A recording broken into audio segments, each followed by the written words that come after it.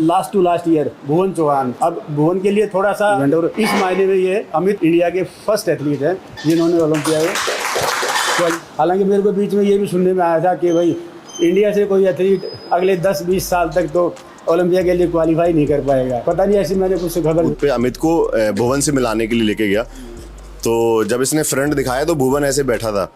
तो alright guys, तो आज इस वीडियो के अंदर हम लोग सबसे पहले बात करने वाले हैं एम्प्रो क्लासिक 2024 के बारे में। एंड जैसा कि आप सभी लोग जानते हैं दोस्तों कि इस वाली कंपटीशन को ओपन बॉडी बिल्डिंग कैटेगरी से विन किया था विलियम बोनेक ने। लेकिन एक बात ये भी है दोस्तों कि लोगों ने इस डिसीजन को बिल्कुल भी एक्सेप्ट नहीं किया, क्योंकि ज्यादातर लोगों का ये बोलना है कि ये बॉडी बिल्डिंग की एक बहुत ही बड़ी रॉबरी है, यहाँ पर हुई है चीटिंग, और ज्यादातर लोगों का यही मानना है। वैसे गाइस अभी तक जो हमने रिएक्शन देखे हैं वो देखे हैं सोशल मीडिया के ऊपर, बट हम उन लोगों की बात करें जिन्होंने लाइव शो देखा, उनका आखिरकार क्या रिएक्शन था, क्या सच में यहाँ पर एक बहुत ही बड़ी रॉबरी हुई है। क्योंकि दोस्तों लाइव देखने पे और ऑनलाइन देखने में बहुत ही बड़ा डिफरेंस होता है। तो सबसे पहले बहुत सारे मीडिया पेजेस ने उन लोगों से बात की जिन्होंने कि एम्प्रो क्लासिक को एकदम लाइव देखा था वहीं जाकर। तो ऐसे लोगों का विलियम बोनेक वर्सेस बहरूज तवानी की जो नेक टू नेक बैटल है उसके बारे में ये बोलना था कि इसमें सबसे पहले तो विलियम बोनेक व्यक्तिगत रूप से बहुत ही अच्छी फिजिक रखते थे अपने पास, लेकिन ओवरऑल देखने पर हमें विलियम बोनेक की फिजिक में थोड़ी कमियां नजर आई। सबसे पहला जो उनका पेट है, उनका जो बोनेक का जो मतलब मिड सेक्शन है वो काफी ज्यादा खराब था, और ये ना इनकी एक व्यक्तिगत प्रॉब्लम है। क्योंकि अगर हम इनको 2019 में भी देखें, यानी कि 2019 वाले विलियम बोनेक के बारे में बात करें, तो उस टाइम भी जो इनका स्ट्रक्चर है वो सेम 2024 जैसा ही हमें दिखाई देता था विद वर्स मिड सेक्शन। और यहाँ पर एक चीज़ बदली है कि आज के टाइम पर जो हम देखते हैं बॉडी बिल्डर्स को, उनका एक्स फ्रेम काफ़ी कमाल का होता है, एब्स से एकदम क्लियरली विजिबल होते हैं, कमाल का वो वैक्यूम हिट करते हैं। एंड मे बी इसी रीजन से विलियम बोनेक की जो फिजिक है वो अब हमको पसंद नहीं आती। बाकी एट द एंड दोस्तों इससे कंक्लूजन यही निकलता है कि नेक टू नेक बैटल थी और विलियम बोनेक एक बड़ा नाम थे जिस कारण इनको विनर बना दिया गया। ऐसा मेरा नहीं, ऐसा लोगों का कहना है। बाकी आपके क्या ओपिनियन है दोस्तों इसके बारे में? क्या सच में आने वाले ओलंपिया 2024 में ये टॉप 6 के अंदर प्लेस हो पाएंगे, फर्स्ट कॉल आउट में प्लेस हो पाएंगे विलियम बोनेक अपनी इस फिजिक के साथ में? इसके बारे में आप लोगों के जो भी ओपिनियन आप लोग जल्दी से मेरे साथ कमेंट बॉक्स में शेयर करें। इसके बाद नेक्स्ट हम लोग बात करने वाले हैं दोस्तों रूबियल मोस्क्यूरा के बारे में, जो कि आने वाले दुबई प्रो शो के अंदर कम्पीट करने वाले हैं। जो कि मैं आपको बता दूं कि ये वाला प्रो शो होने वाला है 27 से 28 जुलाई 2024 को। इसको लेकर रूबियल के करंट फिजिक अपडेट के बारे में बात करें तो अपने रिसेंट अपडेट के अंदर रूबियल बहुत ही बढ़िया हमें दिखाई दिए। ओवरऑल बॉडी के अंदर एक बढ़िया वी टेपर नोटिस हो रहा है, शोल्डर्स बहुत ज्यादा राउंड है, अच्छे फाइबर शोल्डर्स के ऊपर नोटिस हो रहा है। इसके अलावा कंडीशनिंग भी काफी बढ़िया नोटिस हो रही है, ओवरऑल बॉडी पे अच्छा साइज दिख रहा है। एंड करंटली हम इनको 6 वीक्स आउट बोल सकते हैं ऑक्सीजन जिम में ट्रेनिंग करते हुए। तो टाइम को देखते हुए फिजिक सचमुच इस समय इनकी काफी बढ़िया है। एंड अकॉर्डिंग टू मी फिलहाल का जो लाइनअप है उसके अकॉर्डिंग ये दुबई प्रो शो को विन कर सकते हैं काफी आसानी से। इसके बाद दोस्तों दुबई प्रो शो से मुझे याद आता है कि अपने एक इंडियन बॉडी बिल्डर है लोविस बाही, तो दोस्तों ये भी कम्पीट करने वाले हैं दुबई प्रो शो के अंदर। एंड मैं आपको बता दूं कि ये वाली जो अपडेट है वो एकदम इनसाइड है, क्योंकि इसको लेकर मेरी खुद इनसे बातचीत हुई थी, तो उन्होंने मुझे बताया कि ये आने वाले दुबई प्रो शो के अंदर कम्पीट करेंगे। एंड फिजिक के बारे में बात करें तो सचमुच इस एथलीट ने लास्ट सेडू क्लासिक के अंदर एकदम से कमाल कर दिया, क्योंकि फर्स्ट टाइम हमको इनकी इतनी अच्छी फिजिक दिखाई दी जिसमें कि इन्होंने अच्छे से पीक हिट किया, अच्छी कंडीशनिंग में ये नजर आए हमको। हालांकि अभी इनकी बॉडी में एक छोटी सी कभी हमें स्टिल दिखाई दी जो कि है इनकी lower chest. And according to me अगर ये दुबई प्रो शो के अंदर फर्स्ट कॉल आउट या फिर टॉप 5 के अंदर प्लेस होना चाहते हैं तो इनको जो अपनी चेस्ट है, स्पेशली जो लोअर चेस्ट है, उसको इंप्रूव करना पड़ेगा और एक बढ़िया फुलनेस एकदम टाइट चेस्ट खींची हुई जजेस को दिखानी पड़ेगी।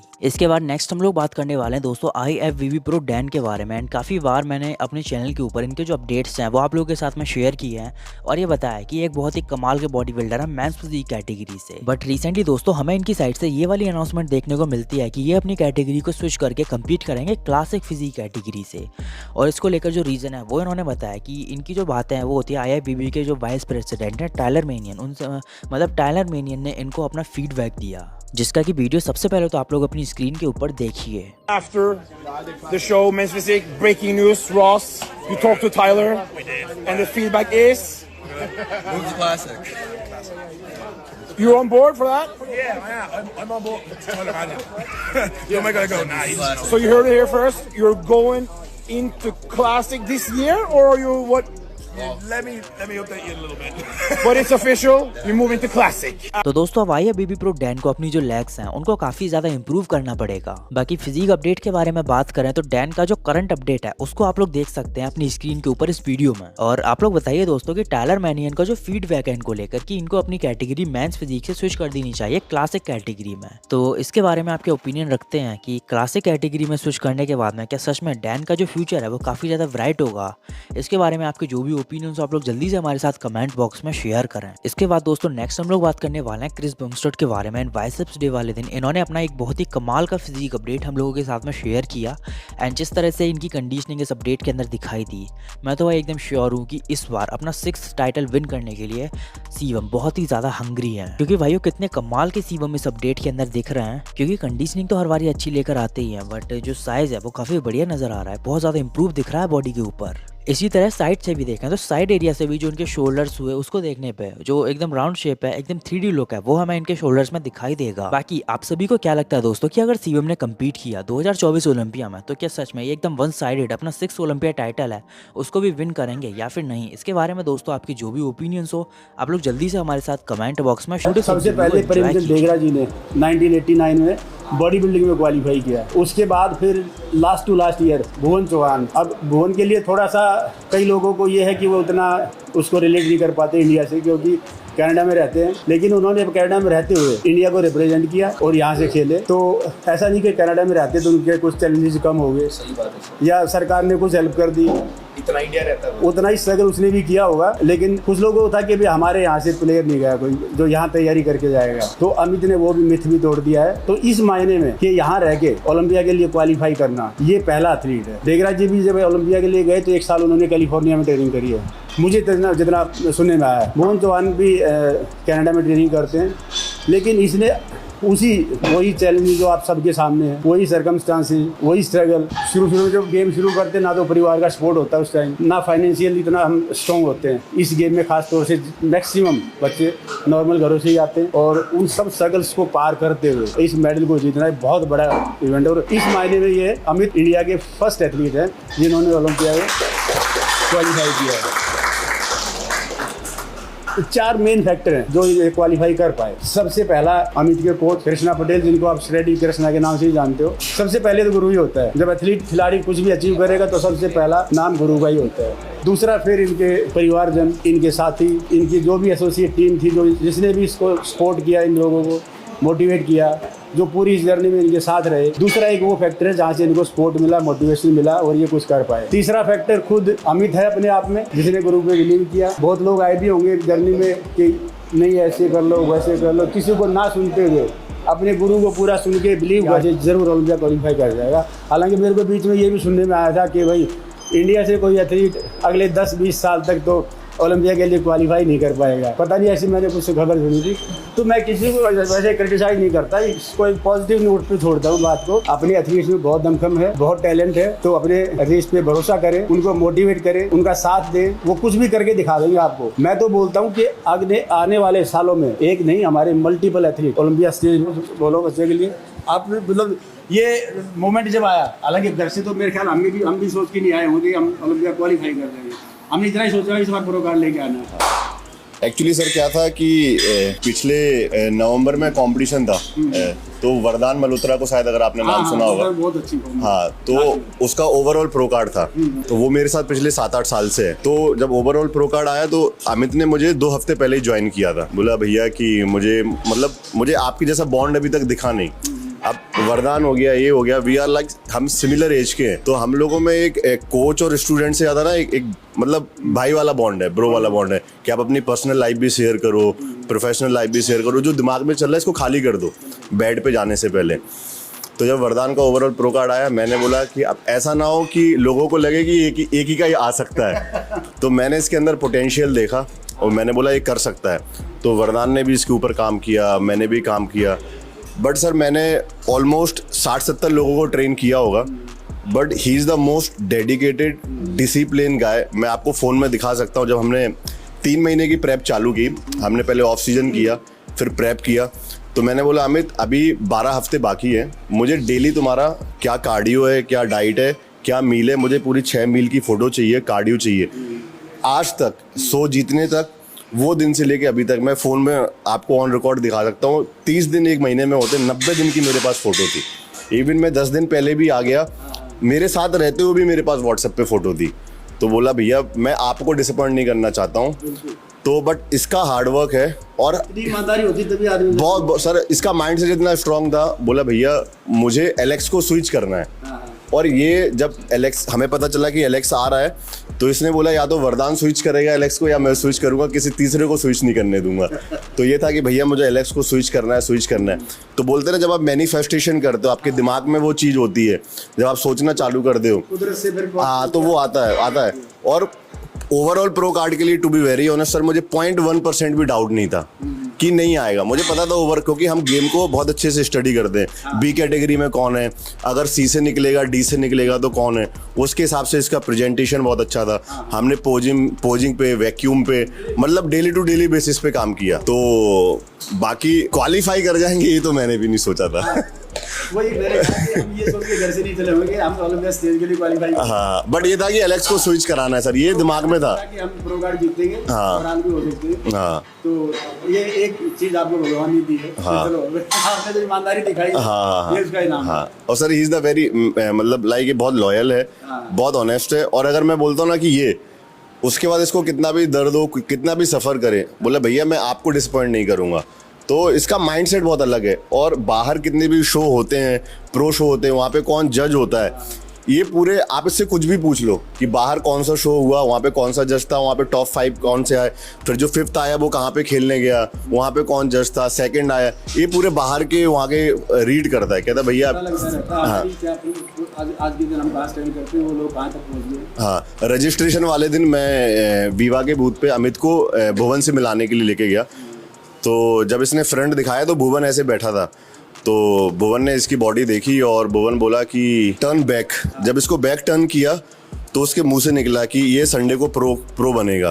फिर जब उससे पोजिंग कराई और इससे बात की तो बोला I have a high intuition. और फर्स्ट टाइम मिला उसने बोला I have a high intuition कि एलेक्स को स्विच करेगा, बोला था। और उसने मेरे सामने बोला था, 2 दिन पहले ही बोल दिया था कि ये एलेक्स को स्विच करेगा। मतलब वो भी कितने गेम को डेप्थ को जानता है।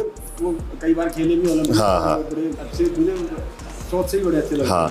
मेरी बात हुई 2-3 बार। अभी भी हमने सोचा है कि हम मतलब कोई वैसे नहीं कि टॉप 5 में आना है, लेकिन हमने सोचा कि पहले कॉल आउट में तो आना है। मतलब ऐसा ना हो कि हम गए और फिर यहाँ से इम्प्रूव करके जाना होगा। हाँ तो जो भी प्लेस आएगी सब एक्सेप्ट है। हाँ। रास्ता खोल दिया, आप देखना आपके साथ साथ और भी एथलीट। लेकिन हाँ वो टारगेट होता है ना कि टॉप 10 क्रैक करना है। बिल्कुल वो तो रहता ही बंदा। हाँ लेकिन एक वो पूरे कंट्री का निगाह आपके ऊपर है, उस प्रेशर को नहीं लेना आपने। नहीं बिल्कुल भी नहीं। अपना बेस्ट करके आएंगे तो सारे को ये लगेगा हाँ यार उस दिन से भी अच्छा कर दिया, तो प्लेस भी ऊपर ही आएगी। जी। और सर मेरा तो ड्रीम था कि मैं आपके जिम में आऊँ। मतलब मैं जब लास्ट जून में आया तब वरदान का कंपटीशन था, मैंने बोला चलो ना सर की जिम में चलते हैं वर्कआउट करने के लिए। मैंने बोला सर पता नहीं पहचानेंगे कि नहीं पहचानेंगे, बट एथलीट है तो चलते हैं।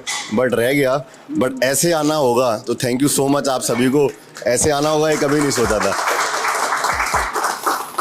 सोचा तो नहीं सर इतना सच की क्वालिफिकेशन मिल जाएगा, लेकिन माइंडसेट यही था प्रेप स्टार्ट करने से पहले 6 महीना पहले मेहनत करने की हमेशा से भूख थी कि मेहनत करना है। बट प्रॉब्लम हमेशा से ये रहा कि नॉलेज नहीं था। और छोटे गांव से आने के खिलाड़ी बाद इतना सोचता भी नहीं, वो अपने जो उनको काम दे दिया वो उसका पूरा पार उतारने के चक्कर में रहता है। और बाकी तो फिर वो नज़र तो कोच की होती है। जी बस मुझे इतना मैंने इनको देखा था लास्ट में जब मैं इतना अच्छा मतलब अकेले ही को ट्रेन कर रहा था। तो तभी वरदान भैया का गोल्ड था लास्ट दिल्ली में और मेरा वही 2nd 3rd ही आ रहा था।